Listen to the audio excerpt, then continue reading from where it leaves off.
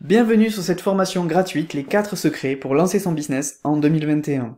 J'ai reçu énormément de questions à ce sujet, que ce soit via mon blog mediedentreprise.fr ou que ce soit via ma formation Objectif Liberté devenir entrepreneur, de personnes qui souhaitent se lancer en 2021 mais qui ont peur. Tout simplement, peur d'échouer à cause de la conjoncture qui est un peu compliquée, que vous connaissez tous, la crise économique, la crise sanitaire. Donc est-ce que c'est le moment de se lancer en 2021? Quelles sont les précautions à prendre en 2021? Les pièges à éviter en 2021? J'ai reçu énormément de questions. Je me suis dit c'est donc important pour ces gens-là d'avoir une réponse. Donc je l'ai formalisé sous forme de formation gratuite qui va vous montrer que oui, c'est possible de se lancer en 2021. Il faut juste être malin, il va falloir être persévérant et surtout vraiment très logique et trouver l'idée qui va vous permettre de passer cette année qui est un peu transitoire. Donc on va voir ça ensemble. Je m'appelle Frédéric Courtois et je suis le fondateur du blog Made in Entreprise.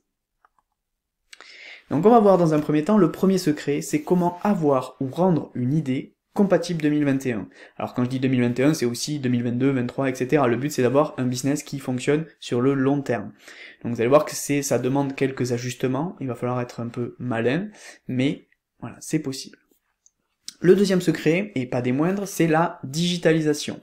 Vous avez certainement déjà entendu ce mot-là aux informations ou ailleurs, parce que l'État a mis des sous sur la table en novembre 2020 pour aider les entreprises qui n'ont pas réussi à se digitaliser à passer le cap. Donc vous avez certainement entendu parler de choses comme le click and collect, etc., etc. C'est de la digitalisation. Si l'État a mis des sous là-dessus, c'est que c'est essentiel. Et vous verrez que la plupart des entreprises qui ne passeront pas 2021 seront des entreprises qui n'auront pas réussi à prendre ce virage de la digitalisation. En 3, le secret primordial pour moi aussi, c'est être malin. Un entrepreneur malin, c'est quoi? C'est être un entrepreneur qui va pas trop dépenser, donc qui va être vraiment prudent. C'est être un entrepreneur qui va rester vraiment au fait de toutes les actualités importantes pour son business, donc il va faire de la veille. C'est un entrepreneur qui va savoir investir au bon moment, mais pas trop non plus. Donc voilà, je vais vous montrer un petit peu comment devenir un entrepreneur malin, comment monter un business sans dépenser d'argent. On va voir un petit peu tout ça dans le troisième secret. Le quatrième secret, c'est comment se lancer sereinement. Donc on va voir en fait différentes méthodes pour se lancer. Donc ce que vous serez capable de faire après cette formation, vous serez capable de savoir si 2021 est l'année idéale pour vous lancer. Donc voilà, vous êtes venu là pour ça, vous serez capable de le savoir. Vous serez capable aussi, vous allez bénéficier de conseils pour vous lancer malgré la crise. C'est essentiel, vous allez voir qu'il y a énormément de précautions à prendre, mais c'est complètement possible, et c'est même, dans certains cas, une bonne idée de se lancer en 2021, parce qu'il y a des nouvelles opportunités qui vont s'ouvrir devant vous. Une surprise vous attend à la fin de la formation, alors je vais pas vous dire quoi, mais pour les plus courageux, les plus persévérants qui vont arriver au bout, vous aurez une belle surprise. Donc, avoir ou rendre une idée compatible 2021. Vous avez peut-être déjà une idée, ou alors vous en cherchez une, mais si vous êtes au bon endroit, que vous en ayez une ou pas, vous êtes au bon endroit. Dans cette formation, je vais essayer de vous montrer comment digitaliser ou comment rendre votre idée compatible 2021, et je vais vous montrer aussi comment trouver une bonne idée, si vous n'en avez pas, pour pouvoir lancer votre business en 2021. Alors, pour moi, la bonne idée, qu'est-ce que c'est une bonne idée en 2021? C'est une idée basée sur une activité où vous pouvez apporter une plus-value. Alors c'est un mot ça que vous devez garder en tête tout le temps, c'est plus-value, c'est-à-dire vous devez apporter une forte valeur ajoutée aux gens, et pour apporter une forte valeur ajoutée, la plupart du temps, il faut quand même être capable d'avoir ce savoir-faire, de maîtriser ce sujet-là. On peut lancer un business sans avoir de savoir-faire sur un sujet, mais là, en 2021, moi, je vous conseillerais plutôt d'aller sur une valeur sûre, d'aller sur quelque chose que vous maîtrisez. Donc voilà, pour moi, la première étape pour lancer un business en 2021, toujours pareil, ce serait de se baser sur une activité où vous pouvez apporter une plus-value. Le deuxième critère, c'est qu'il peut être digitalisé. Donc ça veut dire quoi? Ça veut dire qu'il peut se transposer sur le web, notamment, ou sur de l'informatique. Voilà, qui peut vraiment être modernisé. Qui peut trouver son public aussi, d'accord? C'est essentiel, ça peut paraître bête, mais il y a des gens qui se lancent sur des business où il n'y a pas de clients potentiels. Donc c'est essentiel de se dire, ok, mais j'ai trouvé une super idée, mais je vais quand même tester pour voir si il y a du public qui est derrière, et s'il y a du public qui est prêt à payer, parce qu'il faut que ça puisse vous rapporter de l'argent, ok? Donc c'est ça une bonne idée, c'est une idée qui peut être basée sur une plus-value que vous pouvez apporter, qui peut être digitalisée, qui peut trouver un marché, qui a un marché, et qui en plus peut vous rapporter de l'argent. C'est ça une bonne idée. Et j'ai rajouté un critère, c'est qui permet de travailler de n'importe où. Pour moi, l'entrepreneur du futur, il peut travailler de n'importe où. Alors je l'ai mis entre parenthèses, parce que c'est pas une obligation, si vous voulez monter un restaurant, un bar, alors, je vous conseille pas trop en 2021, plus en 2022, mais voilà, si vous voulez monter un restaurant, un bar ou un espace de coworking ou autre, il faut le mettre entre parenthèses parce que forcément vous n'allez pas pouvoir travailler de n'importe où. Mais dans l'idée, pour moi, l'entrepreneur du futur doit pouvoir travailler de n'importe où, c'est ce qu'on appelle un digital nomade. Moi c'est mon cas, toutes mes activités elles sont digitales et je peux travailler de n'importe où, d'accord? Je peux faire ce que je veux, même mon agence web, je l'ai digitalisée. Donc je peux faire maintenant ce que je veux, je peux travailler au bord de la mer, je peux déménager et ça n'a aucune influence sur mon business. J'avais ce besoin de liberté. Et pour moi, l'entrepreneur du futur est quelqu'un de libre qui peut faire ce qu'il veut, travailler de n'importe où. Donc voilà, c'est pour ça que je l'ai mis entre parenthèses parce que c'est pas une obligation, mais pour moi, ça devrait peut-être faire partie de vos critères pour monter un business en 2021. Et j'ai rajouté 3 petits points parce que dedans il peut y avoir aussi les conditions de travail, etc. Est-ce que vous voulez travailler de chez vous ou pas, etc. etc. Donc ça dépend énormément de tout ce que vous voulez faire vous derrière, on va le voir par la suite. Donc voilà, pour moi, une bonne idée, c'est une idée qui est basée sur votre savoir-faire, vous avez une plus-value à apporter, qui peut être digitalisée, qui peut trouver son public, donc il y a un marché cible, qui peut rapporter de l'argent, qui peut vous permettre de travailler de n'importe où. Et je rajouterais même par rapport à son public, l'idéal ce serait d'aller sur un marché de niche, on appelle ça, c'est-à-dire un marché plutôt petit, enfin plutôt moyen, parce qu'il faut quand même que vous ayez des clients dessus, mais sur lequel il n'y a pas beaucoup d'acteurs. Il faut qu'il y ait suffisamment de clients pour que vous puissiez en vivre, mais assez peu de concurrence pour que vous puissiez justement avoir l'intégralité du marché potentiellement pour vous. Donc voilà, il faudrait aller chercher un marché de niche. Donc comment trouver son idée? Alors on va voir ça plus en détail avec des questions clés à se poser que je trouve assez intéressantes. Donc la première question c'est qu'est-ce que j'ai envie de faire? Pour moi il y a deux gros aspects au business. Quand on veut monter son business, il y a un aspect financier, donc je veux gagner de l'argent, ou un aspect accomplissement, c'est-à-dire je veux qu'il y ait du sens dans ce que je vais faire et je veux gagner de l'argent grâce à en faisant quelque chose qui a du sens pour moi. Je vous donne deux exemples. Moi, j'ai monté un business de vente d'articles de blog, etc. C'est pas de l'accomplissement, là, c'est plutôt pour gagner de l'argent, d'accord? Donc du coup, ce business-là, moi, je l'ai monté il y a quelques mois, quelques années plutôt, et du coup, ce business-là m'a pérennisé mon entreprise et m'a permis par la suite de monter le centre de formation, d'avoir du temps pour monter mon centre de formation et du coup avoir une activité qui avait du sens pour moi et qui me motivait à me lever tous les matins. Je vous avoue qu'au début, quand j'ai monté mon business de blog, alors ça m'a motivé parce que je gagnais de l'argent avec ça, mais à l'arrivée, j'étais pas accompli, ok? Je me levais pas en me disant super, je vais aider des gens. Et j'avais ce besoin-là, moi. J'avais ce besoin-là de me sentir accompli. Donc je me suis servi d'un business qui me rapportait de l'argent pour monter après derrière un business qui allait vers plutôt l'accomplissement et j'étais content de me lever le matin pour aider les gens à monter leur business. Ok, donc voilà, il va falloir vraiment vous mettre en accord avec vous-même. Il y a des gens qui vont avoir besoin le matin pour trouver une motivation, d'avoir du sens dans leur boulot, et il y en a d'autres qui vont juste avoir besoin de se dire ok, je vais gagner de l'argent aujourd'hui, c'est cool. Donc il va falloir vraiment trouver votre juste milieu. Et si vous pouvez faire les deux en un, c'est-à-dire donner du sens et gagner de l'argent, et là vous serez sur ce qu'on appelle votre ikigai, c'est-à-dire là le business parfait pour vous, qui va vous motiver à vous lever le matin et vous permettre de gagner de l'argent. Donc voilà, donc c'est vraiment pour moi les deux aspects qu'il va falloir trancher un petit peu entre les deux, être capable de se dire ok, je fais quelque chose qui me plaît vraiment, mais je m'engage peut-être à gagner moins, mais tant pis, j'ai de l'accomplissement, ou je vais gagner plus, mais j'ai pas ce côté accomplissement derrière. Donc voilà, il faut déjà savoir ce que vous voulez faire. Après, vous pouvez identifier votre savoir-faire. Comment on peut identifier votre savoir-faire? C'est très simple. Posez-vous devant vous, mettez un tableau Excel avec 3 colonnes. Une colonne idée, enfin savoir-faire, une colonne est-ce que les gens sont prêts à payer pour ça, et une autre colonne combien ça peut vous rapporter tous les mois. En sachant, voilà, par exemple, en imaginant que si une prestation coûte 50 €, combien il va falloir en vendre pour avoir un salaire tous les mois. Donc voilà, vous mettez ces 3 colonnes-là, et vous essayez de vous poser cette question, pourquoi les gens font appel à moi?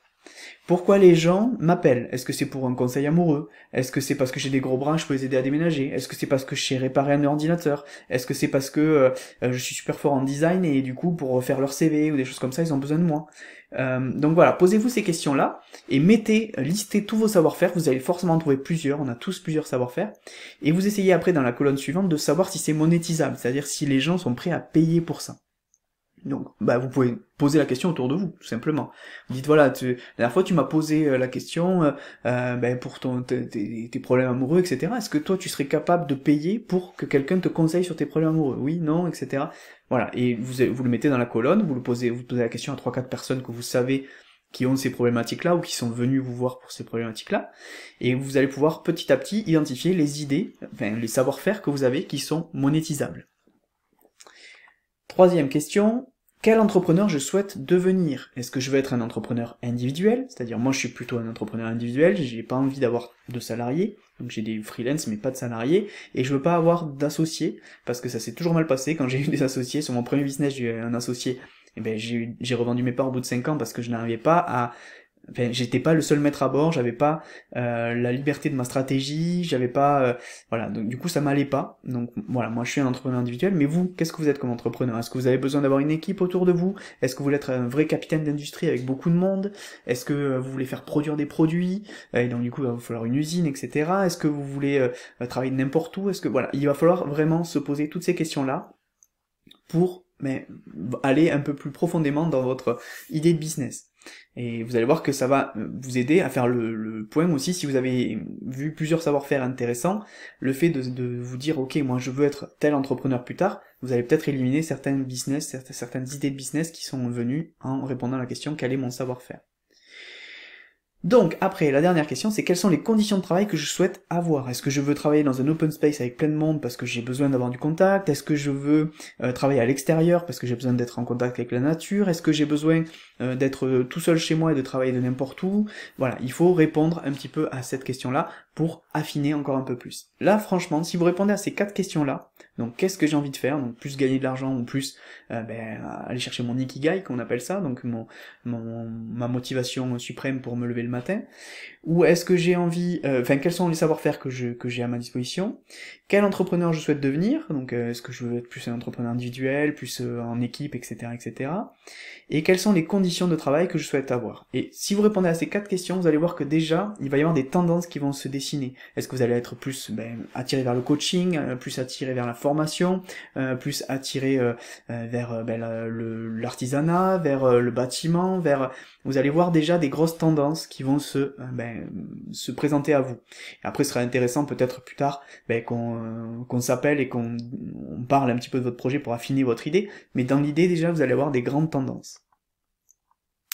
Donc, est-ce que son idée est compatible avec 2021? Donc là, que vous ayez déjà tout fraîchement trouvé une idée là grâce aux questions que je vous ai données, ou que vous ayez déjà une idée, donc est-ce que cette idée est compatible avec 2021?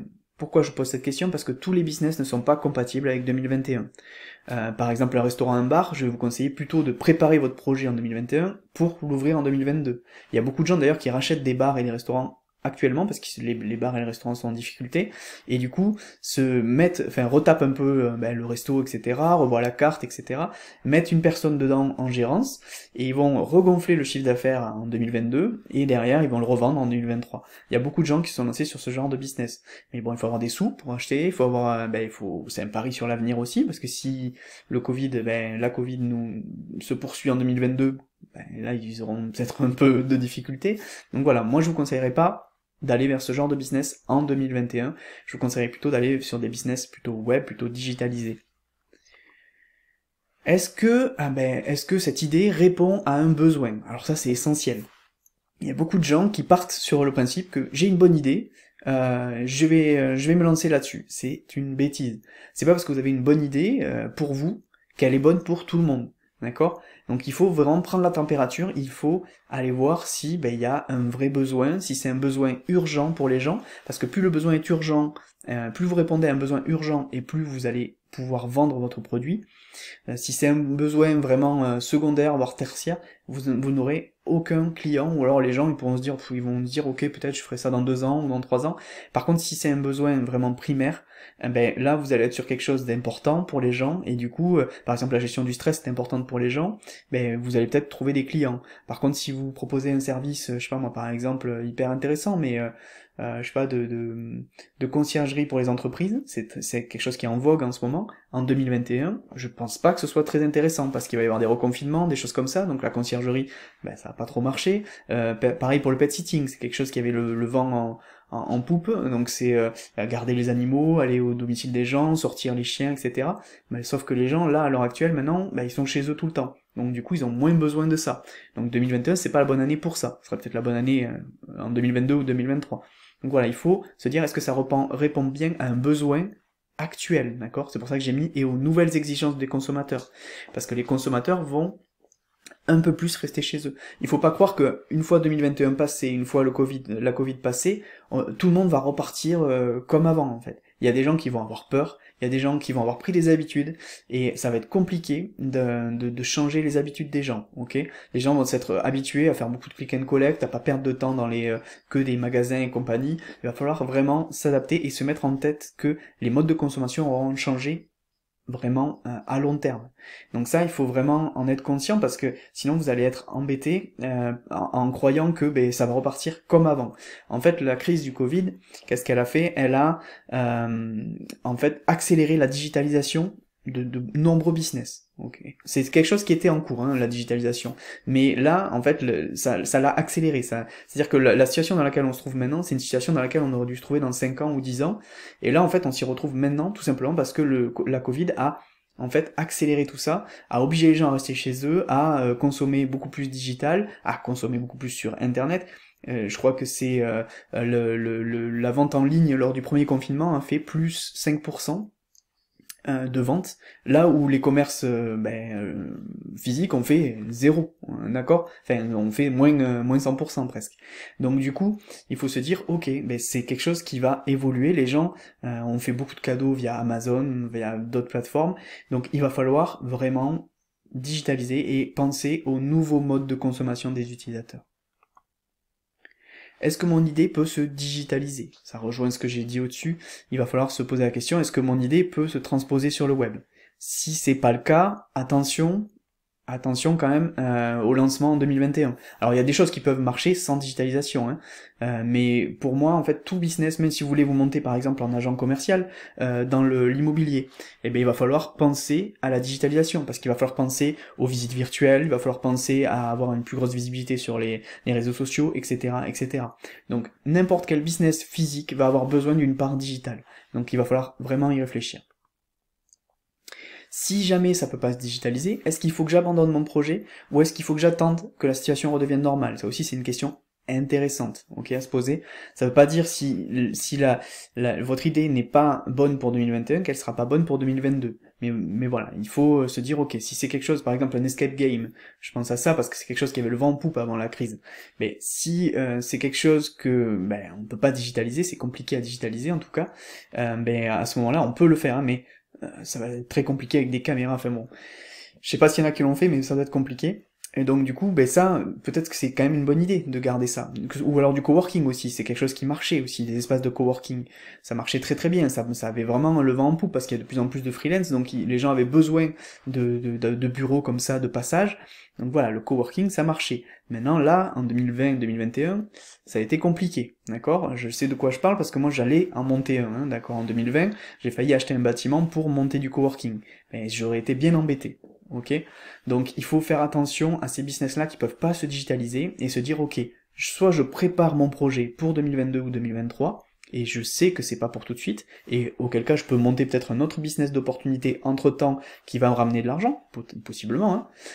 Voilà, mais je le travaille en fil rouge pour le lancer en 2022-2023. C'est une idée qui est possible. Faire une étude de marché et un sondage pour répondre à ces questions. Ça aussi, c'est essentiel. Beaucoup de gens le font pas, en fait, l'étude de marché. Moi, je l'ai fait pour mon centre de formation. C'est-à-dire que j'ai consulté 60 personnes et je leur ai posé des questions. Voilà, est-ce que vous êtes prêts à... sous quelle forme, par exemple, vous aimeriez avoir un accompagnement à la création d'entreprise? Est-ce que c'est plus sous forme de coaching? Est-ce que c'est plus sous forme d'accompagnement? Est-ce que c'est plus sous forme de consulting ou de formation? Je leur ai posé plein de questions dans ce style-là. Qu'est-ce qui vous bloque à passer le cap et à vous lancer à votre compte? Qu'est-ce que j'ai fait? Voilà, une étude de marché pour pouvoir savoir si j'allais trouver mon public et pour pouvoir aussi avoir des arguments commerciaux parce que tout ce que les gens m'ont répondu à ces questionnaires sont des arguments que j'ai pu après moi derrière exploiter pour faire mes pubs, faire mon marketing, etc., etc. Donc ça c'est essentiel, il va falloir faire une étude de marché et un sondage pour répondre à vos questions. Et vous allez voir que c'est pas très compliqué. Dans la formation Objectif Liberté, je vous apprends à le faire, c'est quelque chose de très simple, c'est pas beaucoup plus compliqué qu'autre chose, donc franchement, voilà, ne vous mettez pas martel en tête, c'est possible. On passe au deuxième secret, la digitalisation. On en a déjà parlé en partie, à travers tout ce qu'on vient de voir, mais c'est quand même important. Qu'est-ce que c'est la digitalisation? C'est proposer un volet digital à son activité ou à son projet. C'est-à-dire avoir un espace sur le web qui permet de soit commercialiser son offre, soit d'exposer son offre. L'adapter pour la rendre digitale, c'est ça aussi la digitalisation, c'est prendre une offre qui existe déjà, c'est ce qu'ont fait les entreprises qui étaient déjà lancées, elles ont pris leur offre et elles ont essayé de la transposer sur le digital. Une boulangerie par exemple, elle a mis un petit drive avec possibilité de commande en ligne, etc. etc. Voilà, c'est digitalisé, d'accord? Il n'y a pas besoin de grand chose pour digitaliser. Le click and collect, c'est digital, c'est-à-dire on donne un accès à un site et les personnes disent ok, ben moi je veux ça, ça, ça, hop, et ils passent et ils récupèrent et c'est fini, c'est le principe du drive, mais c'est du digital aussi. Et automatiser certains aspects de son activité, ça aussi, la digitalisation elle sert à ça.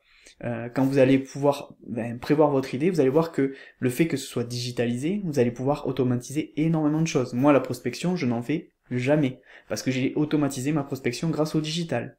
Donc voilà, la digitalisation, c'est pas que transposer son offre sur Internet, c'est aussi automatiser certains aspects.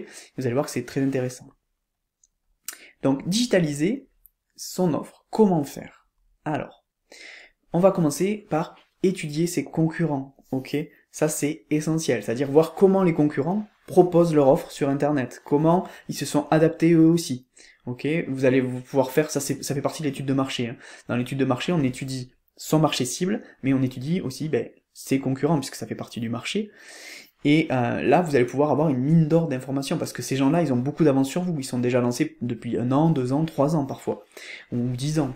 Donc vous allez pouvoir un peu étudier, il faut pas copier bien sûr, il faut toujours adapter à votre façon de faire et à vos valeurs, mais dans l'idée, vous allez pouvoir étudier comment il s'adresse à son public cible à travers le web, comment il a digitalisé son offre, et ça va vous donner certainement des idées. Vous allez aussi pouvoir interroger vos prospects cibles. C'est ce que je disais tout à l'heure avec l'histoire du sondage.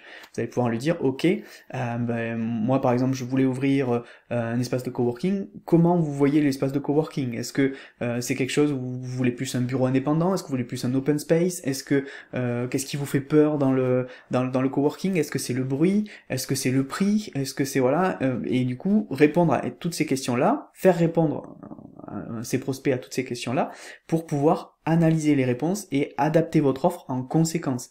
C'est essentiel. Inspirez-vous de ce qui fonctionne. Regardez sur le web, même si c'est pas dans votre secteur d'activité, regardez ce qui fonctionne sur le web, sur d'autres activités, et essayez de le transposer à votre activité. C'est essentiel aussi, ça peut être un aspect intéressant pour trouver un nouvel essor pour votre idée d'activité. Anticiper les éventuels coûts supplémentaires et les délais.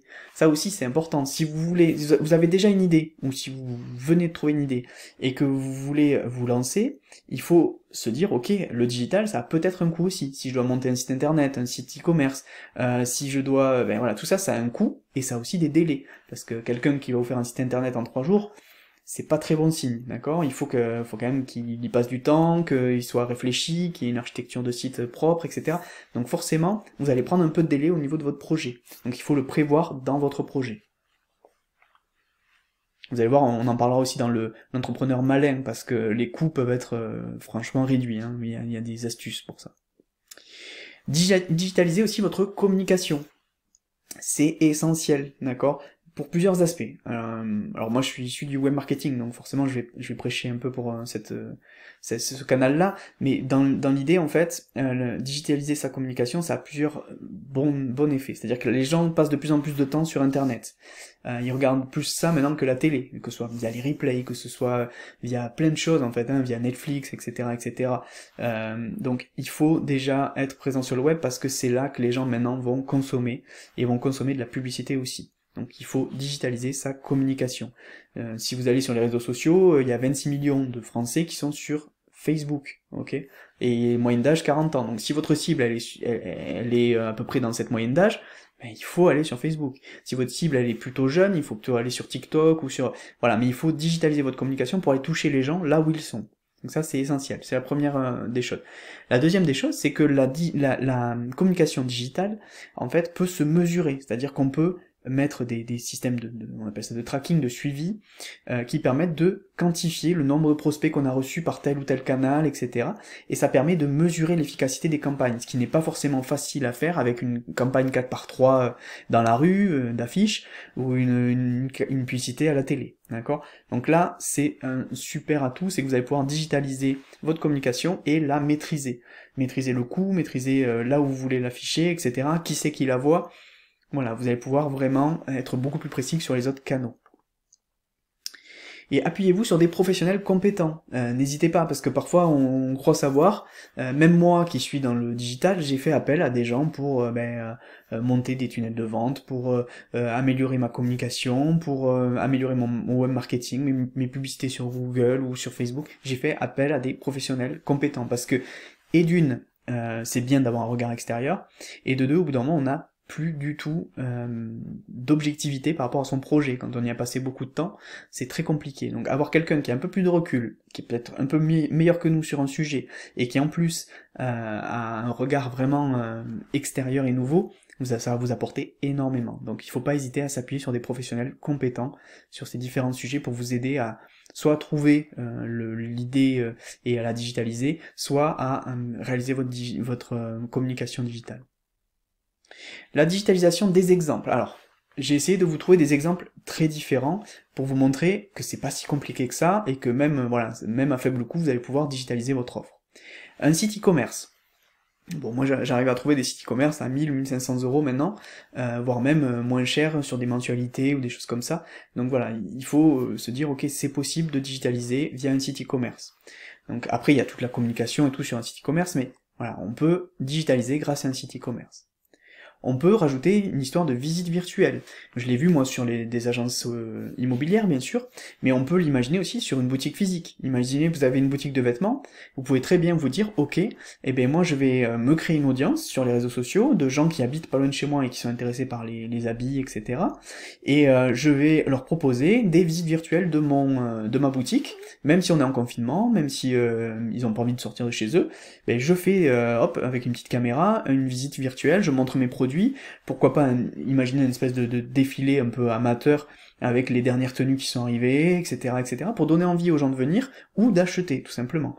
Et du coup, vous allez pouvoir digitaliser votre offre à moindre coût, parce que c'est juste, ok, faire des vidéos, les mettre sur votre site web après derrière, et dire aux gens par mail, ben voilà, vous pouvez vous rendre sur mon site, vous allez voir les dernières nouveautés de ma boutique fringues. Alors j'ai pris l'exemple des vêtements, mais ça peut être n'importe quoi d'autre, hein. Le dernier ordi portable, pam, petit test, vidéo, je montre un petit peu à quoi il ressemble, regardez, les connectiques, machin, tout ça, et hop, je le poste sur internet, je l'envoie à tous mes clients fidèles et tout ça qui adorent les ordis, et je vois si ça prend et si les gens veulent l'acheter.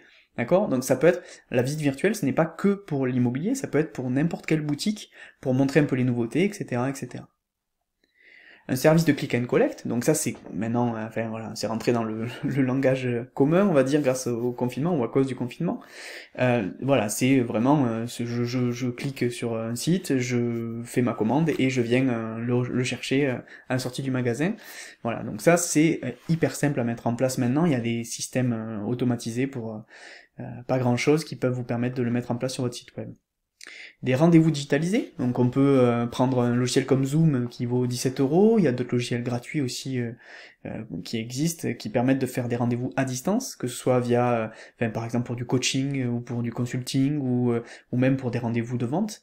Vous pouvez voilà rajouter juste cette petite dépense de 17 euros pour avoir Zoom, franchement c'est pas grand-chose, et vous digitalisez votre offre. Moi je fais de la danse par exemple, il y a mes profs qui ont proposé des cours de danse via Zoom, par exemple. Donc voilà, il faut vivre avec avec l'air du temps, on va dire, et puis il faut s'adapter. Donc voilà, des logiciels comme Zoom, c'est un logiciel pour ceux qui connaissent pas, qui permet de faire des réunions à distance à jusqu'à 100, 1000 personnes, etc. Donc c'est hyper simple à utiliser et ça permet de faire des réunions à distance, même une réunion Tupperware par exemple. pour parler de ça, parce que c'est quelque chose qui est pas facile à digitaliser, mais la réunion du pervers, elle pourrait se faire via Zoom. À distance, chacun chez soi, et du coup vous avez un public qui est beaucoup plus vaste, parce que vous pouvez vendre à des gens qui sont à 500 km de chez vous, et vous faites les démos, hop, vous filmez, voilà, regardez, tac, hop, là, avec ça je peux faire du riz, avec ça je peux faire ci, etc., etc., et voilà, c'est un outil qui permet de digitaliser pas mal de business possibles. De la formation en ligne par exemple, ben moi par exemple j'ai monté mon centre de formation en 2020, si je l'avais pas rendu en ligne, c'est-à-dire vraiment en e-learning, ben j'aurais été certainement enfin pas très malin, on va dire.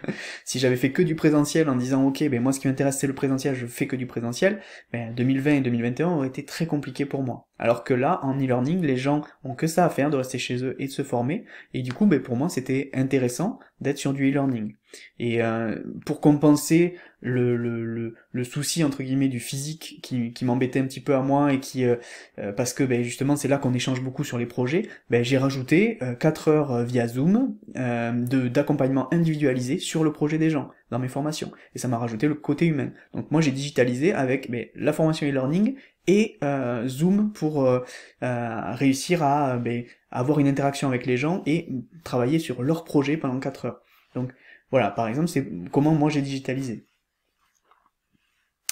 Proposer de la dématérialisation de documents aussi. Ben, par exemple, un expert comptable peut se dire, ok, ben moi je propose un système maintenant où vous n'avez plus besoin de m'amener les factures chez moi, là, avec votre classeur. Vous prenez une photo avec votre smartphone et vous l'envoyez sur une application et c'est fini. D'accord? Et ça part tout seul, et moi je la reçois, et comme ça vous perdez plus de factures, et en plus vous n'avez pas besoin de venir au cabinet. Voilà, par exemple, hein, je parle d'expert comptable parce que j'ai vu ce genre de prestations, mais dans l'idée, voilà ce qui pourrait être fait.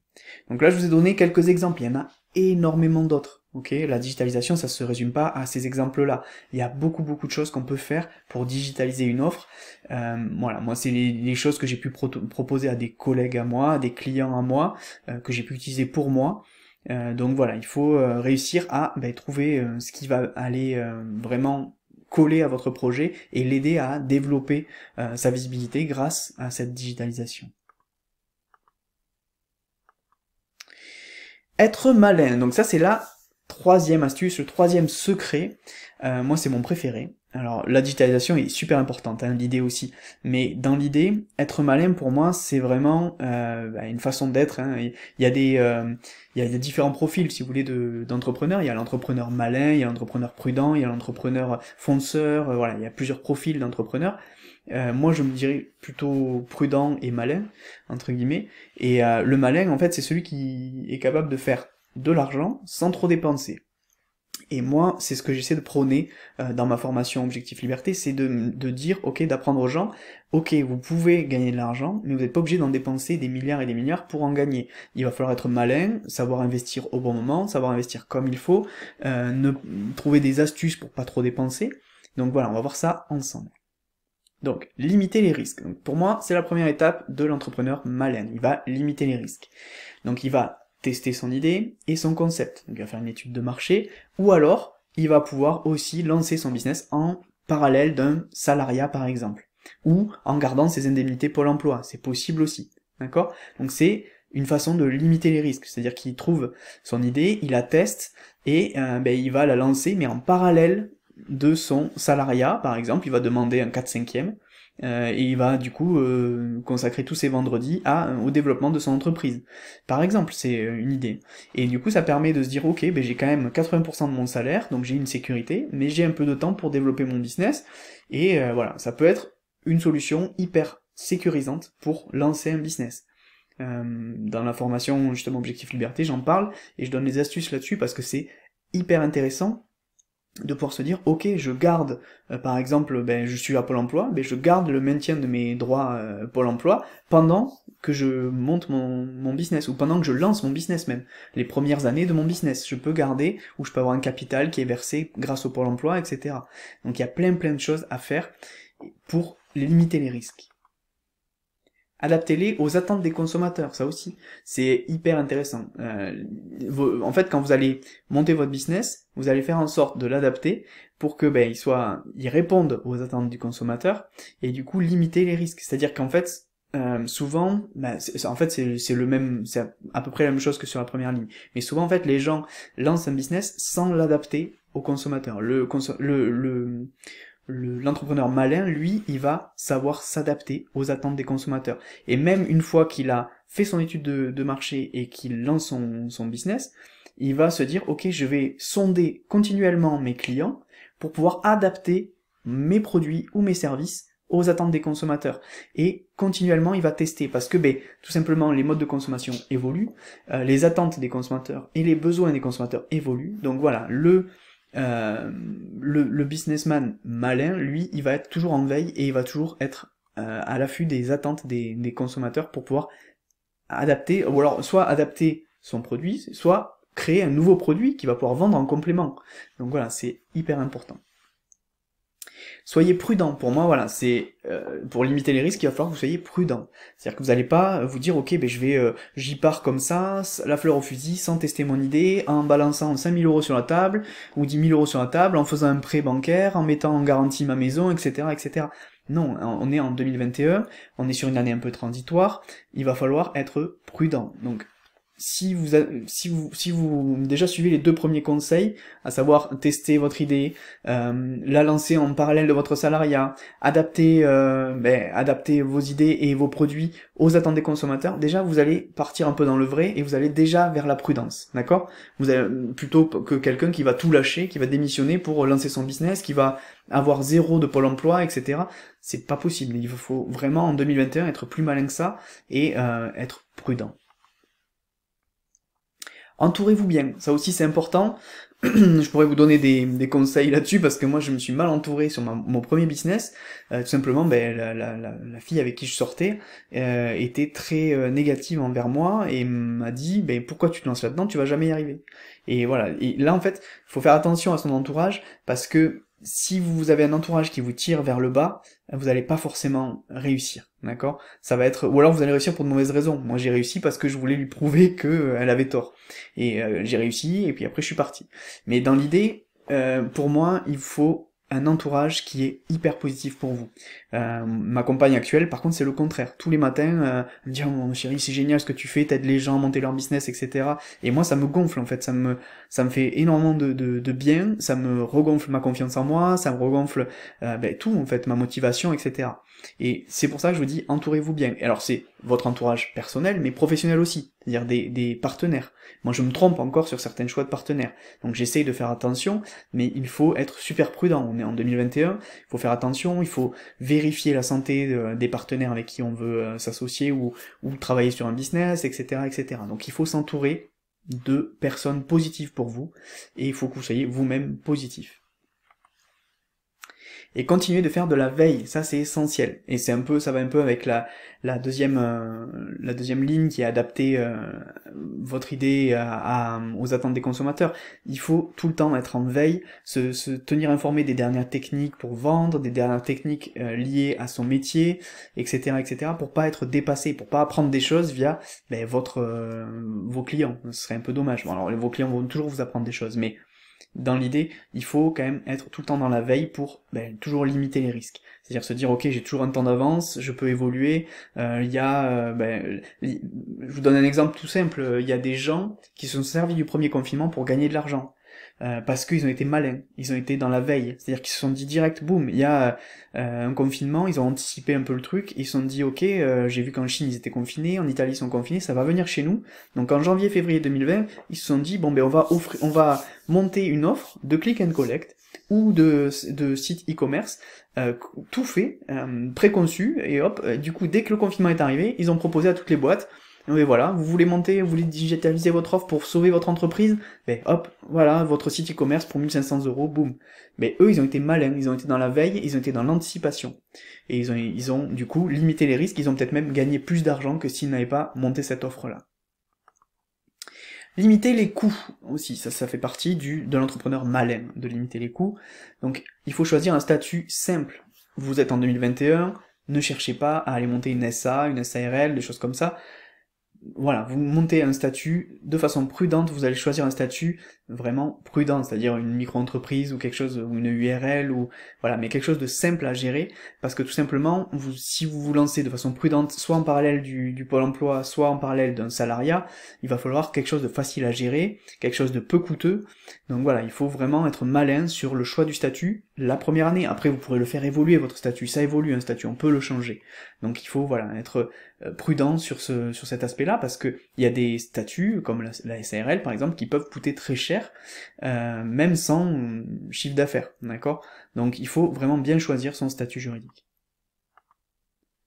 Limitez vos dépenses aussi pendant la phase de test de votre idée. Donc voilà, il faut vraiment, tant que votre idée n'est pas aboutie, vous n'êtes pas sûr à 100%, ne dépensez pas des milliards dans des prototypes, dans des choses, enfin voilà, sauf si vous avez une idée révolutionnaire, mais là vous allez vous faire aider certainement dans par qu'on appelle ça, des couveuses ou des choses comme ça pour les startups qui vont vous aider à développer votre idée innovante. Mais sachez que il y a 98% des entreprises qui se montent sur une idée qui n'est pas innovante. Donc il faut pas vous attendre, si vous attendez toujours l'idée innovante pour vous lancer, vous ne vous lancerez jamais. Donc vous allez certainement vous lancer sur quelque chose qui existe déjà.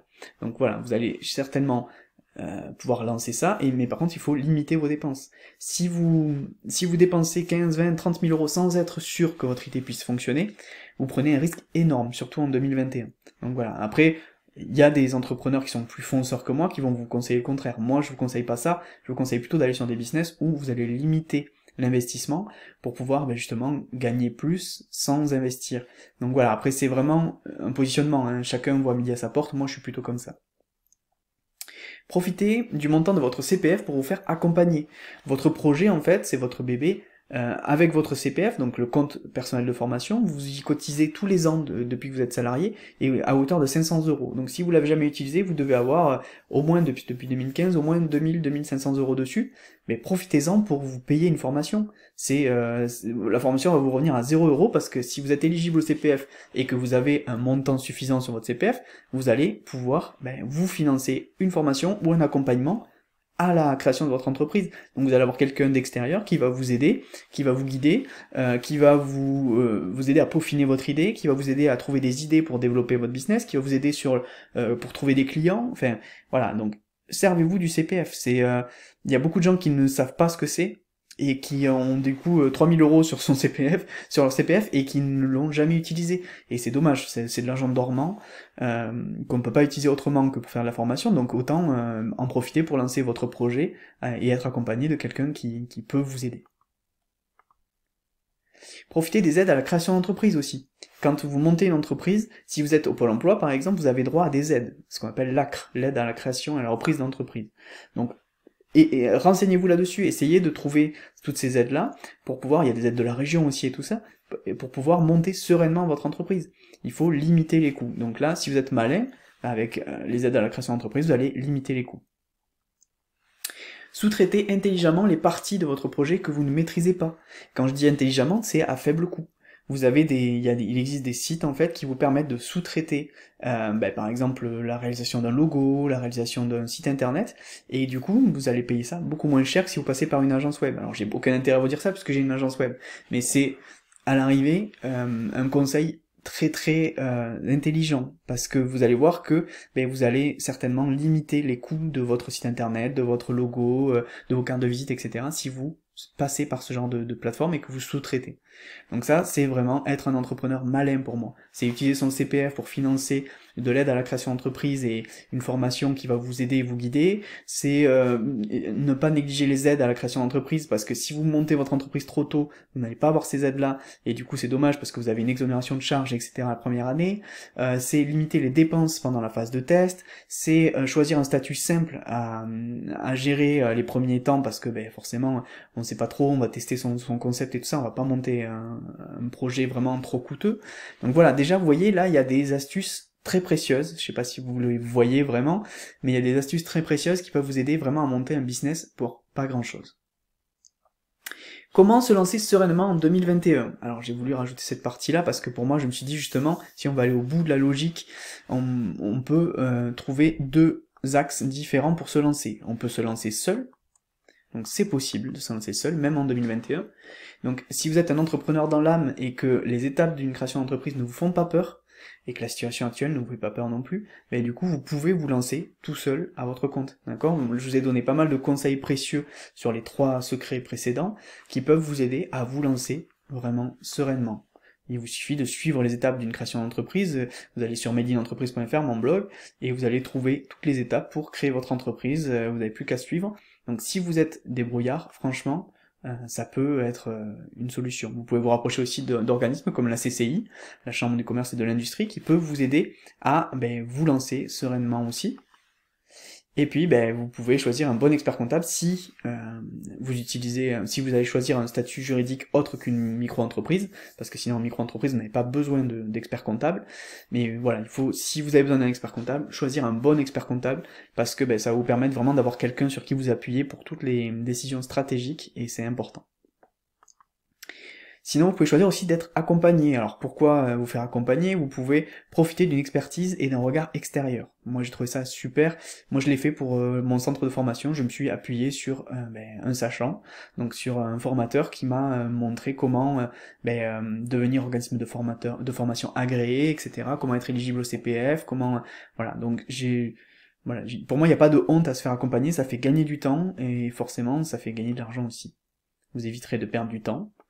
Vous éviterez de perdre de l'argent, vous éviterez les pièges aussi, liés à la création d'entreprise. Vous allez gagner en motivation parce que vous allez être suivi par quelqu'un qui va vous motiver.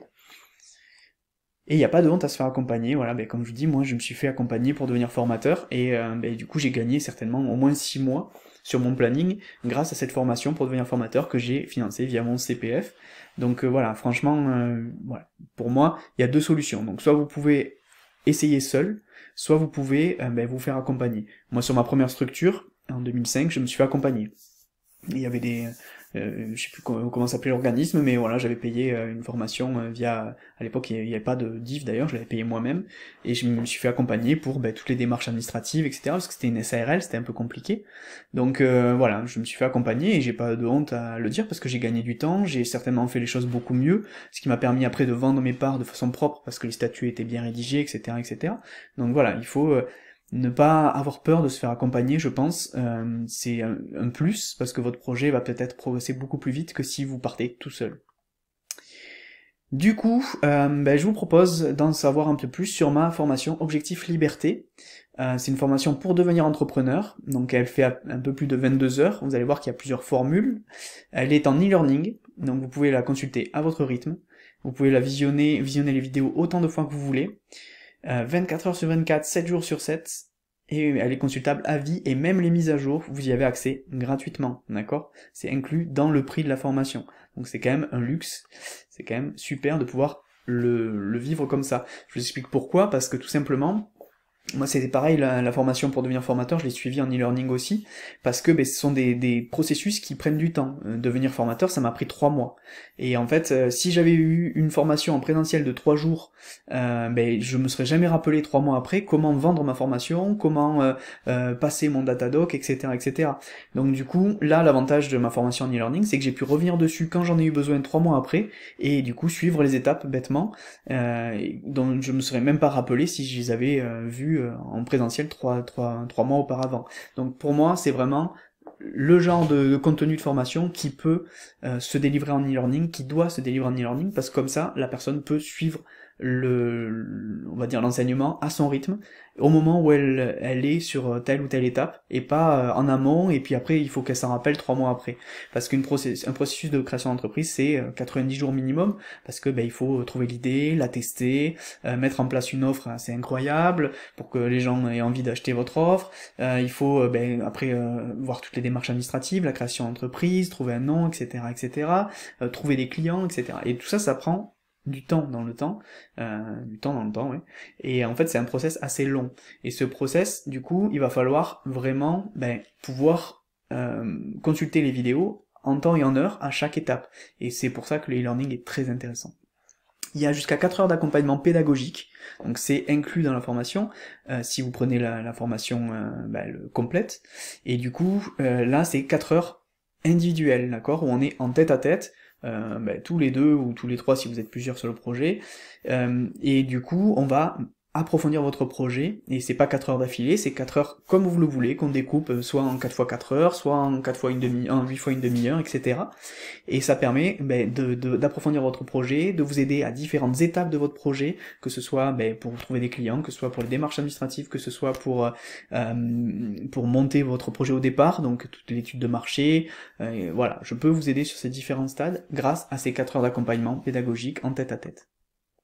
Votre formateur, donc c'est moi, donc je vous me présenterai après un peu plus en profondeur pour que vous puissiez un peu comprendre qui je suis. Donc elle est éligible au CPF et aux OPCO, donc soit potentiellement elle peut vous revenir à 0 €. Tout simplement, si vous avez du crédit du montant CPF, un bon montant CPF, vous pouvez vous payer la formation avec, et du coup ça ne vous coûtera 0 € et vous aurez quelqu'un qui va vous guider pas à pas pour montrer votre propre business en 2021 et pour 0 €, donc ça peut être quand même assez intéressant. Il y a 10 jours satisfaits ou remboursés, donc ça c'est intéressant aussi, c'est le délai légal, hein, c'est normal. Et voilà, vous devenez libre et indépendant en 90 jours. Pourquoi 90 jours? Parce que pour moi, c'est le délai idéal pour se lancer. Parce que si on met plus de temps, on risque un peu de traîner et de se démotiver. Et si on met moins de temps, ça veut dire qu'on a sauté des étapes et qu'on n'a pas bien préparé son projet. Donc c'est pour ça que j'ai établi ce timing, 90 jours. Le programme de la formation, on va le voir rapidement. Donc on a un module offert qui est trouver son idée de business, donc qui va un peu plus loin que cette formation-là que vous venez de suivre, qui est hyper intéressant. On a aussi un module de 3 heures pour valider son idée et créer son offre exceptionnelle. Donc là, ça va être justement le sondage, réaliser un sondage auprès de son audience. Ça va être créer une offre grâce à une étude de marché, grâce à un business model. Enfin, voilà, on voit un petit peu tout ça ensemble. C'est vraiment intéressant. Après, il y a créer sa structure, donc ce sont les démarches administratives pour choisir son statut, pour trouver son nom d'entreprise, pour bien choisir ses partenaires. Voilà, on va un peu plus loin sur tous ces concepts-là. Après, il y a créer son identité visuelle, donc comment créer son logo pour soi-même, comment créer son site internet, comment créer ses cartes de visite. J'ai voulu mettre ce petit module-là parce que justement pour moi, la formation Objectif Liberté, c'est vraiment le but, c'est de vous aider à passer le cap et sans trop dépenser. Donc c'est d'être un entrepreneur malin. Donc je vous donne des astuces pour justement aller vers ce genre de choses, avoir une belle identité graphique mais à faible coût. Donc j'essaie de vous donner toujours plein d'astuces pour limiter l'investissement financier et vous lancer sans dépenser trop d'argent. Trouver des clients, donc il y a 7 heures dessus, parce que je vous apprends vraiment comment vous vendre, comment vendre votre produit, comment pitcher votre produit, comment réaliser des textes de vente hyper intéressants et percutants, comment réaliser des mailings, comment réaliser des pubs Facebook, des pubs LinkedIn, il y a énormément de choses, comment faire du phoning, je vous mets un script de phoning hyper intéressant, j'aborde énormément de sujets dedans, parce que je veux justement vous donner énormément d'armes pour être sûr de pouvoir trouver des clients et pour pouvoir les convertir le mieux possible. Apprendre à gérer son entreprise, 1h30 aussi, donc on voit dedans comment se faire payer par ses clients, on voit les indicateurs clés à suivre pour la santé de son entreprise, enfin voilà, on va voir des choses comme ça dedans. Le module e-réputation est hyper intéressant, c'est pour en fait maîtriser sa réputation sur le web, c'est pour montrer son savoir-faire via le web et fidéliser ses clients. Je trouvais ça super intéressant à partager aussi, ça va un peu plus loin. Devenir entrepreneur, c'est super aussi. J'ai voulu, en fait, pendant 3 heures, vous donner plein d'astuces pour éviter de tomber dans les mêmes pièges que moi. Moi, je suis un entrepreneur comme vous, hein, je suis parti de zéro. J'ai monté 3 business à ce jour, et à l'arrivée, ils fonctionnent tous encore. Et du coup, si j'avais pu bénéficier d'une formation comme ça, je pense que c'est le module que j'aurais préféré, parce que c'est le module qui va vous faire gagner énormément de temps. J'essaie de vous partager mon expérience d'entrepreneur depuis 15 ans, pour justement vous permettre de pas tomber dans les mêmes pièges que moi. Donc je vous apprends à gérer votre stress, à avoir confiance en vous, à gérer votre vie privée et votre vie pro, à les différencier. Enfin voilà, je vous donne énormément d'astuces hyper enrichissantes là-dessus. Et les perspectives d'avenir, parce que je veux pas vous laisser comme ça. Donc à la fin, je vais vous montrer que votre business peut se développer, d'accord? Et il faut justement avoir cette vision en tant qu'entrepreneur de vouloir développer son business, toujours avoir un coup d'avance. Alors ne pas y aller, on va dire, mais toujours l'avoir dans un coin de la tête pour pouvoir réagir vite le jour où il se passe quelque chose, comme là avec le confinement, etc. Il faut toujours avoir des perspectives d'avenir, une vision à long terme pour son entreprise, et on verra ça dans le module 8 d'information si vous la suivez. Donc voici les différentes formules possibles pour cette formation. J'ai voulu vous proposer en fait différentes formules tout simplement pour que ça puisse être accessible au plus grand nombre. Je me suis dit pour les gens qui n'ont pas de CPF et pas trop de moyens, il y a la formule starter. Pour les gens qui ont un petit CPF et qui n'ont pas trop envie de dépenser leur CPF, ils ont la formule clé en main. Et pour les gens qui ont beaucoup de CPF et qui veulent être accompagnés de A à Z, vous avez la formule tout compris dans laquelle je vous accompagne pendant 4 heures en tête à tête. Ok, ce sont les différences majeures qu'il y a entre chacune des formules. La formule starter, c'est une formule mensuelle, donc à 77 € par mois. Il faut vous engager au moins 3 mois, c'est le minimum, parce que pour moi c'est les fameux 90 jours pour vous lancer. Donc il y a 3 mois minimum à 77 €, et après derrière vous êtes libre soit de garder l'abonnement, soit de le couper. Et vous avez accès à 22 heures de formation, un live par mois pour répondre à vos questions, et une nouvelle vidéo tous les mois. Ok. Après vous avez la formule clé en main. Donc là c'est une formule annuelle, vous engagez sur 1 an, et du coup vous la payez un petit peu moins cher au mois, et elle est éligible CPF, donc c'est un gros avantage, vous pouvez la faire payer par votre CPF. Ok, c'est hyper important parce que 747 € de CPF, c'est 1 an et demi de cotisation de CPF. Tout le monde doit avoir 747 € de CPF, donc ça veut dire que cette formation-là peut vous revenir à 0 €. Donc là, pendant 1 an, vous avez accès à tout, et vous avez un live tous les mois pour que je réponde à vos questions, donc un live collectif dans lequel je répondrai à vos questions. Et vous avez 22 heures de formation inclus. Après, derrière, on a la formule tout compris, donc si vous avez besoin d'accompagnement pédagogique, c'est cette formule-là qu'il vous faut, parce que tout simplement, dedans, j'ai inclus 2 lives collectifs au lieu d'un. D'accord. Et dans le deuxième, je ferai intervenir des gens comme des avocats, des comptables, des gens qui ont réussi aussi, des businessmen qui ont réussi et qui vont pouvoir vous partager leurs secrets, etc., etc. Que voilà, c'est un live qui sera réservé à la formule tout compris. Donc voilà, c'est hyper intéressant de voir ce partage de compétences. Et vous voyez, il y a marqué plus de 27 heures de formation parce que j'offre aussi dans la formule tout compris, une formation que j'ai créée qui s'appelle « Comment anticiper son lancement grâce à un blog ». Je trouve ça super intéressant.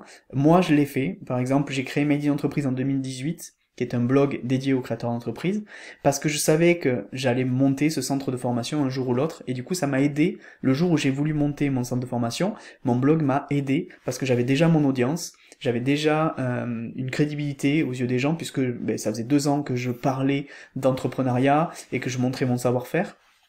Donc j'ai envie de partager avec vous cette méthode, et c'est à travers la formule tout compris que je vous offre cette formation pour créer son propre blog et anticiper son lancement grâce à son blog. Donc comment gagner de l'argent grâce à son blog, comment capturer des prospects grâce à son blog, etc., etc. Je trouve ça super intéressant.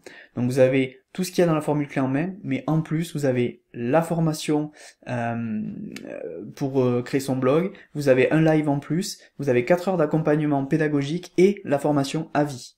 Donc voilà les différences que vous avez entre ces 3 formules. Donc en fonction de votre budget, en fonction de vos besoins, voilà, on pourra en discuter. Vous allez voir par la suite, vous allez pouvoir prendre un rendez-vous gratuit et on pourra en discuter, voir quelle formule vous correspond, voir le montant de votre CPF que vous avez, voir si vous êtes éligible au CPF. Voilà, c'est une possibilité, on pourra le voir ensemble. En suivant cette formation, vous saurez donc créer et gérer votre entreprise même sans argent.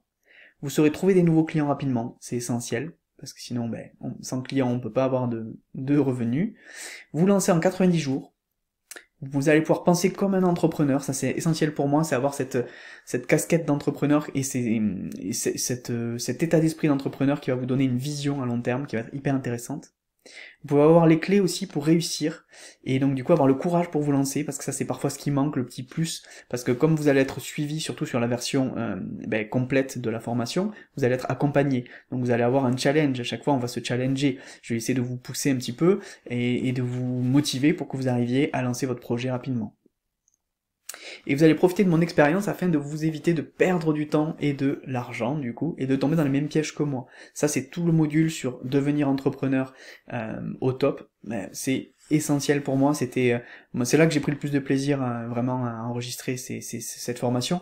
C'est vraiment ce partage d'expérience qui, moi je me suis dit, si j'avais eu ça il y a 15 ans quand je me suis lancé, j'aurais gagné énormément de temps et j'aurais mis peut-être 3 ans à en arriver là où je suis maintenant au lieu d'en mettre 15 ans. Donc voilà, pour moi c'est vraiment essentiel. Inclus dans cette formation, donc on a dit, il y a plus de 7 heures de bonus. Il y a le formateur donc qui a monté plusieurs business en partant de zéro, donc à savoir moi. Il y a jusqu'à 4 heures d'accompagnement pédagogique suivant la formule que vous aurez choisie. Il y a des lives sur des sujets précis, avec parfois des intervenants extérieurs. Il y a une formation consultable à vie et à votre rythme. Et vous aurez accès aux mises à jour gratuitement. Voilà tout ce qui est inclus dans la formation. Mes clients, donc, parlent de la formation. Donc voici un témoignage, par exemple, là, de Lydie, qui a suivi la formation, et qui va vous montrer un petit peu ce qu'elle a appris, et ce qu'elle en retient, et comment la formation l'a aidé à se lancer. Grâce à la formation de Frédéric, j'ai vraiment pu perfectionner mon projet. J'ai pu confirmer que le statut de freelance me convenait. Et également, j'ai pu confirmer que mon projet était cohérent par rapport à ce que je souhaitais, mais aussi par rapport au marché.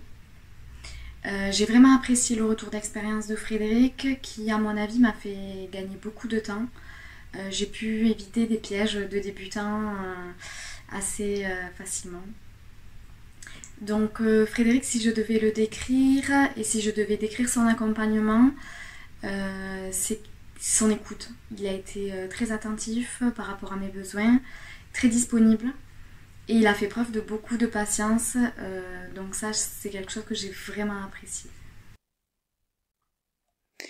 Voilà, donc vous pouvez profiter d'un rendez-vous gratuit. Alors voilà, c'était ça la surprise.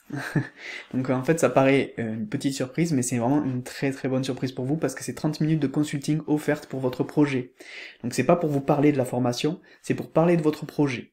Ok, on va vraiment débriefer votre projet, on va voir un petit peu où vous en êtes, est-ce que vous avez une idée, est-ce que vous n'avez pas d'idée, qu'est-ce qui vous fait peur dans l'entrepreneuriat, qu'est-ce qui vous bloque, pourquoi, quelles sont vos motivations qui vous poussent aussi à passer à l'action et à aller vers la liberté de l'entrepreneuriat. Donc on va parler de votre projet, d'accord? Et si jamais vous avez ce besoin de vous faire accompagner, à ce moment-là on pourra parler de la formation, mais avant tout on va parler de votre projet. Donc vous pouvez prendre rendez-vous, je vous mettrai le lien juste en dessous de cette vidéo sur madeinentreprise.fr/rdv. C'est un rendez-vous sans engagement, encore une fois, gratuit, qui est là pour parler de votre projet. Donc on va parler de votre projet, de votre idée d'activité, de l'intérêt ou non pour vous de suivre la formation, mais ça viendra dans un second temps. Si je sens que, je suis quelqu'un de foncièrement honnête, si je sens que la formation ne peut pas vous aider, je vous le dirai. Si je sens que c'est la formation plutôt à 3 mois à 77 €, je vous le dirai aussi. Je suis foncièrement honnête, je n'ai jamais vendu quelque chose à quelqu'un qui n'en avait pas besoin parce que pour moi c'est de l'hérésie et c'est anti-commercial.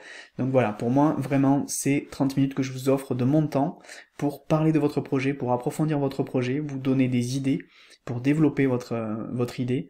Donc ça va être super intéressant d'échanger sur votre projet. Donc je vous invite à prendre rendez-vous, c'est juste en dessous de cette vidéo. Là, ici, vous allez avoir le témoignage de Fabiani qui a suivi aussi la formation et qui est devenu photographe en complément de revenus pour le coup. Bonjour, je m'appelle Fabiani Sambalis et je suis photographe de mariage. C'est une activité que j'exerce aujourd'hui à titre complémentaire, mais qui, je l'espère un jour, pourra devenir mon activité principale. C'est d'ailleurs avec l'objectif de pouvoir vivre pleinement de ma passion que j'ai décidé de suivre la formation Devenir freelance proposée par Frédéric Courtois. Grâce à sa formation, j'ai pu identifier ma clientèle cible et proposer une offre adaptée à celle-ci. Dans sa formation, Frédéric Courtois partage également différentes méthodes pour obtenir plus de clients qui ont déjà commencé à porter leurs fruits aujourd'hui. Du coup, si vous souhaitez devenir freelance, c'est une formation que je vous recommande pleinement et je remercie d'ailleurs Frédéric pour sa gentillesse et son professionnalisme. Voilà, vous avez vu déjà 2 témoignages de personnes qui ont suivi cette formation. Ce que je peux vous dire, c'est que vraiment, cette formation, ça n'est pas une formation pour devenir riche sans effort. Il faut travailler pour réussir. Quoi qu'il arrive, que vous suiviez ma formation, que vous preniez rendez-vous pour parler de votre projet ou pas, si vous voyez ce genre de promesse quelque part, c'est-à-dire travailler un minimum pour gagner beaucoup, ou ne rien faire et travailler beaucoup, ça ne peut pas exister. Il faut forcément un gros effort à un moment ou à un autre pour gagner de l'argent, d'accord? Donc ce sont des fausses promesses, donc faites attention à ce genre de promesses. Tout travail mérite salaire et tout travail mérite aussi travail, tout simplement. Donc voilà, si vous voulez avoir des revenus, il faut forcément travailler. Après, il y a des revenus passifs et récurrents qui peuvent tomber, mais il va falloir travailler en amont pour préparer tout ça, pour générer ces revenus passifs. Donc voilà, il faut pas forcément espérer gagner beaucoup d'argent, c'est pas la formation pour devenir riche et devenir millionnaire, ok? C'est vraiment pas la promesse. Si vous voulez ce genre de choses, Ce n'est pas chez moi que vous devez aller. Vous devez venir chez moi si vous voulez monter un business rentable qui vous permet de vivre de votre savoir-faire sur le long terme. Voilà, ça c'est ce que je peux vous promettre. Qui suis-je? Alors, c'est une très bonne question, vous m'entendez parler depuis 1 heure maintenant, donc c'est intéressant de savoir à qui vous avez affaire et est-ce que vous pouvez me faire confiance ou pas. Donc je m'appelle Frédéric Courtois, je suis à mon compte depuis 2005, donc ça commence à faire un petit moment maintenant. Je ne me verrai pas autrement qu'à mon compte, je ne pourrai plus redevenir salarié. J'ai d'ailleurs fait une vidéo comme ça sur YouTube parce que je voulais partager ce côté-là. Moi je serais incapable de redevenir salarié maintenant avec la liberté que ça peut procurer d'être à son compte. Donc j'ai créé à ce jour 3 entreprises, ok, la SARL Alliance Vitale dans laquelle j'étais associé et pour laquelle j'ai dû demander un financement, donc engager des frais. Donc ça c'était intéressant comme expérience, c'était une SARL du coup un peu plus compliquée à gérer, c'était une SS2I, donc une société de services informatiques dédiée aux professionnels de santé, donc on installait les lecteurs de cartes vitales, pour la télétransmission, des choses comme ça. J'ai revendu tout ça en 2010 pour monter la micro-entreprise CND Création, qui est une agence web, toujours active aussi, dans laquelle je propose la création de sites internet et le référencement naturel et payant pour développer le business des gens, pour leur trouver des clients, pour réussir à leur donner une plus grosse visibilité sur le web. Et en 2020, j'ai monté le URL Let Me Learn, non sans avoir préalablement monté en 2018 le blog madeinentreprise.fr, sur lequel du coup j'ai partagé pratiquement tous mes secrets d'entrepreneur pour créer une entreprise durable. Donc du coup j'ai monté en 2018 le blog et ça m'a permis en 2020 de monter Let Me Learn, qui est un centre de formation dédié aux entrepreneurs. Donc voilà, c'était très logique comme démarche et c'est important de vous le signaler parce que pour moi c'est ce que je prône aussi, c'est d'anticiper son lancement, alors via les réseaux sociaux, via le blog, etc. Et voilà, moi c'est ce que j'ai fait et ça a marché pour moi et à plusieurs reprises, donc voilà, c'est quelque chose que j'aime partager avec les stagiaires de ma formation. Je vous ai mis un petit profil d'entrepreneur que j'ai fait moi en répondant à des questions sur un questionnaire que j'ai trouvé assez intéressant. Donc il en est ressorti que j'étais un entrepreneur qui est parti de zéro, donc plutôt créatif, prudent, raisonné, motivé et qui aime partager son savoir. Donc c'est assez cohérent avec ce que je fais maintenant, en savoir de la formation. Donc voilà, je suis un petit peu tout ça et et ça a donné un entrepreneur très prudent mais qui réussit aussi quelque part. Donc c'est vraiment très bien. Pour moi, c'est ce que je prône dans ma formation et c'est ce que je suis capable de vous aider à reproduire, c'est de monter un business vraiment rentable à long terme, prudent, de façon prudente, mais à l'arrivée qui va vous permettre d'en vivre de façon durable aussi. Voilà. C'est à vous de jouer, donc je vous ai donné toutes les cartes pour réussir à monter un business en 2021. Donc maintenant, c'est à vous de jouer, c'est à vous de passer à l'action. Il va falloir que vous peaufiniez votre idée de business pour la rendre compatible avec 2021, avec toutes les particularités de l'année 2021. Ok, donc la digitalisation, être malin, etc. Tout ce qu'on a vu ensemble, ça va être hyper important. Testez votre idée. Ne partez pas la fleur au fusil en vous disant c'est bon, j'ai l'idée du siècle, c'est bon, tout va bien. Non, il y a que la vérité, c'est la vérité du marché. C'est-à-dire c'est les clients et les prospects qui ont la vérité. C'est pas vous. Vous pouvez avoir des croyances, mais il faut les vérifier, surtout en 2021. Donc testez votre idée, faites une étude de marché, un sondage, etc. Que ce soit via ma formation où je vous aide à le faire ou tout seul, faites-le. Soyez malin et limitez les coûts et les risques. Vous avez énormément de solutions pour payer un minimum. N'allez pas acheter un site internet à 3000 € juste pour faire une vitrine, d'accord? Il faut vraiment être malin et se dire ok, j'ai des solutions pour limiter les coûts, payer moins. Moi c'est ce que je vous partage dans ma formation parce que le but de la formation Objectif Liberté c'est que vous puissiez monter un business sans dépenser trop d'argent, voire même sans dépenser d'argent. Donc voilà, soyez malin, soyez un entrepreneur malin, devenez un entrepreneur malin et ça vous permettra de rester toujours à la page, toujours à jour et vraiment d'être parfait. Croyez en vous et passez à l'action. Ça c'est vraiment essentiel. Si vous n'avez pas confiance en vous, personne ne vous suivra. Ok ? Si vous n'avez pas confiance en vous, les gens vont pas avoir confiance en vous. Donc c'est essentiel. Donc il faut que vous ayez confiance en vous, en votre produit aussi, en votre offre, parce que si vous n'avez pas confiance en votre offre, ça va se sentir et les gens vont pas vous suivre non plus. Donc c'est essentiel. Ayez confiance en vous. Je peux vous donner des milliards d'exemples où, si vous n'avez pas confiance, la personne ne vous suivra pas. Si vous, par exemple, pour mon business d'agence web, si je présente les choses en disant, voilà, je fais des sites internet, ils sont beaux, voilà, et peut-être que vous allez pouvoir générer des contacts, voilà. Si je présente ça comme ça, je suis mort. Par contre, si je présente quelque chose d'un peu dynamique en disant, oui, bonjour, vous voulez un site internet? Moi je fais des sites internet, ils sont beaux, ils sont ergonomiques, ils sont bien référencés, ils vont vous permettre de générer beaucoup de clients, d'avoir une visibilité, de rassurer vos prospects, de rassurer vos partenaires. Vous allez vraiment passer dans une autre dimension grâce à mes sites internet. Vous suivez lequel des deux? Moi je pense que vous allez suivre plutôt celui qui est motivant et qui va vous donner envie de le suivre. Donc il faut croire en vous, il faut passer à l'action et il faut avoir confiance en vous. N'hésitez pas à faire une liste de questions. Par exemple sur votre projet, des questions, des choses qui vous font peur pour vous lancer, voilà, toutes les interrogations que vous avez, vous les listez, et comme ça vous pourrez me poser ces questions lors de notre entretien de 30 minutes, je vous remettrai le lien encore en dessous de la vidéo, mais voilà, ce serait intéressant pour vous de pouvoir me poser toutes ces questions et avoir les réponses de quelqu'un qui est un entrepreneur depuis 15 ans et qui pourra peut-être vous aider à trouver toutes ces réponses. Merci à vous, merci de votre confiance, merci d'avoir suivi cette vidéo jusqu'au bout. C'est voilà un plaisir pour moi d'avoir partagé ces informations avec vous parce que c'est important. 2021 doit rester une année intéressante pour monter son business, c'est essentiel. Il y a beaucoup d'opportunités de business en 2021 qui vont se développer, donc allez au bout de votre projet, trouvez votre idée, montez votre concept, prenez rendez-vous avec moi si vous avez besoin, donc sur made-in-entreprise.fr/rdv, mais je vous mettrai le lien en dessous. Et pour aller plus loin, voilà, vous avez letmilland.fr ou made-in-entreprise.fr sur lequel vous pouvez consulter énormément d'articles sur la création d'entreprise. J'espère que tout ceci vous a été hyper utile, et puis je vous dis à bientôt dans une prochaine vidéo.